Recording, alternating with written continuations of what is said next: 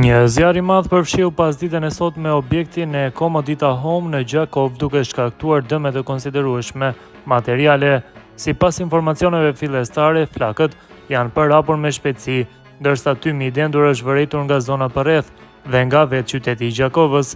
Në vendin e ngjarjes ka ndalë menjëherë njësitë policore dhe ekipet e zjarrfiksëve të cilët po punojnë për lokalizimin dhe shuarjen e zjarrit, siç tha zëdhënësi i policisë për rajonin e Gjakovës, Sheremet Elezaj.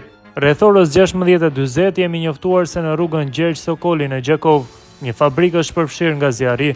Njësitet policore dhe zjarrfiksit kanë dalë menjëherë në vendin e ngjarjes dhe janë duke ndërmarrë të gjitha masat e nevojshme për lokalizimin dhe shuarjen e zjarrit. Zjarri është i përmasave të mëdha dhe ekipet emergjente vazhdojnë punën për ta vënë situatën nën kontroll. Deri në këtë moment, e bazuar në informatat e pranuara, nuk raportohet për pasoja në njerëz.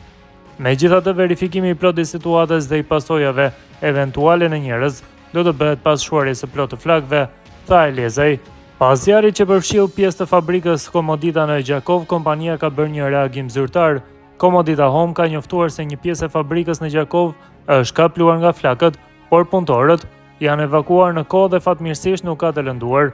Në vendin e ngjarjes kanë dalë menjëherë ekipet policore dhe njësitë e zjarrfiksëve për të lokalizuar zjarrin. Aktualisht ende nuk janë konstatuar shkaqet e ndezjes dhe nuk mund të përllogaritet vlera e dëmit material, thuhet në njoftimin e kompanisë. Komodita Home ka falendëruar për intervenimin e shpejtë Ministrinë e Brendshme dhe FSK-n, por edhe kryetarin e Gjakovës, drejtorin e AMS, njësitë e zjarrfiksëve nga Gjakova, Prizreni, Juniku, Deçani dhe Raoveci, si dhe pjesëtarët e KFOR-it dhe të FSK-s për gatishmërinë e treguar për ndërhyrjen e tyre.